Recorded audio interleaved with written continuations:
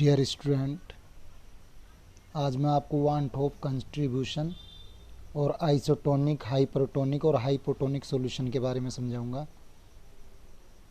One top ने 1877 में different experiment से कंक्लूजन निकाला था कि किसी डाइल्यूट सॉल्यूशन में सोल्यूट के पार्टिकल्स गैस मॉलिक्यूल की तरह बिहेव करते हैं। इसीलिए गैसियस लॉ को डाइल्यूट सॉल्यूशन पर भी अप्लाई किया जा सकता है। Gas equation PV is equal to NRT dilute solution के लिए पाई और P इजकल टू NRT। इसमें V सॉल्यूशन का वॉल्यूम है, T एब्सोल्यूट टेम्परेचर और R गैस कांस्टेंट है। इस प्रकार कैलकुलेट किए जाने वाले ऑस्मोटिक प्रेशर की वैल्यू सोल्यूट के पार्टिकल्स की संख्या पर निर्भर करती है।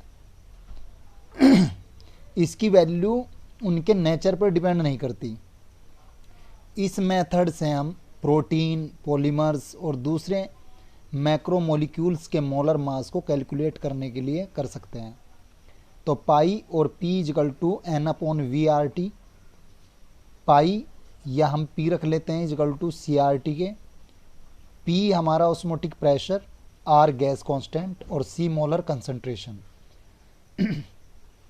P is equal to osmotic pressure, R gas constant और C मोलर कंसंट्रेशन।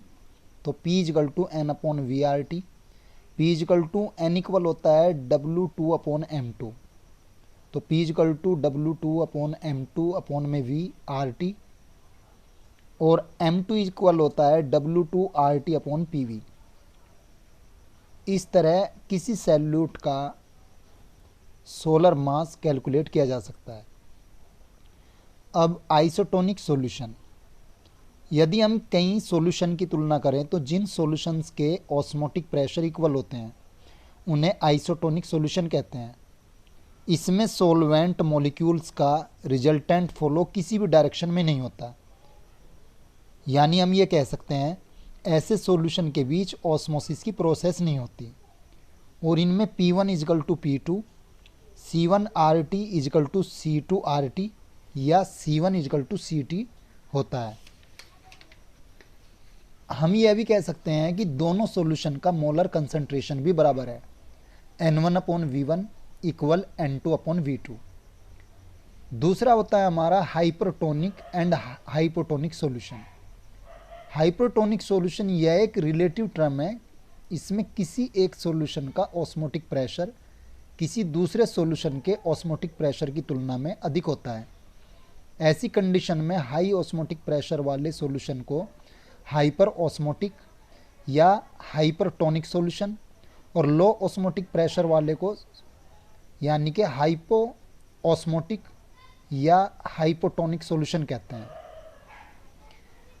अब इसकी इम्पोर्टेंस क्या है, देखो, जो बायोलॉजिकल इम्पोर्टेंस ऑफ ऑस्मोसिस हम समझते हैं कि ऑस्मोसिस की प्रोसेस का हमारे जीवन में अनेक महत्व देखने को मिलता है।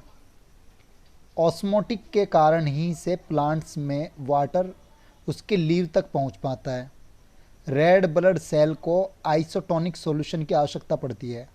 यदि इन्हें पानी में रख दिया जाए तो वे फट जाते हैं।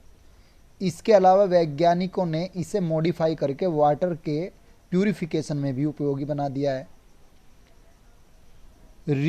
Reverse osmosis and water purification, यदि किसी सॉल्यूशन पर ऑस्मोटिक प्रेशर से अधिक प्रेशर अप्लाई किया जाए तो ऑस्मोसिस के डायरेक्शन को रिवर्स किया जा सकता है। यानी सॉल्वेंट मॉलिक्यूल्स के ऊपर हाई प्रेशर अप्लाई किया जाने पर यह हाई कंसंट्रेशन वाले सॉल्यूशन से लो कंसंट्रेशन वाले सॉल्यूशन की ओर फॉलो करता है। तो यह घटना हम क्या कहते हैं, रिवर्स ऑस्मोसिस कहते हैं इसको। इस प्रोसेस की प्रैक्टिकल यूटिलिटी बहुत अधिक है। रिवर्स ऑस्मोसिस द्वारा सी वाटर का डीसैलिनेशन किया जाता है, जिसके द्वारा खारे पानी को पीने योग्य बनाया जाता है। अब कुछ चीज़ें इसमें ध्यान रखने की हैं कि इस टॉपिक में ऐसे सोल्यूट पार्टिकल्स की बात की गई है जो सॉल्यूशन में डिसोल्व होने पर न तो डिसएसोसिएट होते और न ही एसोसिएट होते। ऐसा होने से पार्टिकल की संख्या बदलती है, इस वजह से ऑस्मोटिक प्रेशर बदल जाता है। जैसे 1 mCaCl2, 1 mKCl और 1 m ग्लूकोज का सॉल्यूशन लेने पर ऑस्मोटिक प्रेशर की वैल्यू 1 mCaCl2 के लिए सबसे अधिक मिलती है, क्योंकि यह डिसएसोसिएट होकर 3 पार्टिकल्स देते हैं। स्टूडेंट, ये आपका हाइप्रोटोनिक, हाइपोटोनिक और आइसोटोनिक सॉल्यूशन वान होप कंट्रीब्यूशन के बारे में मैंने बताया। वीडियो को ज़्यादा से ज़्यादा सब्सक्राइब कीजिए, लाइक और कमेंट कीजिए। Thank you very much.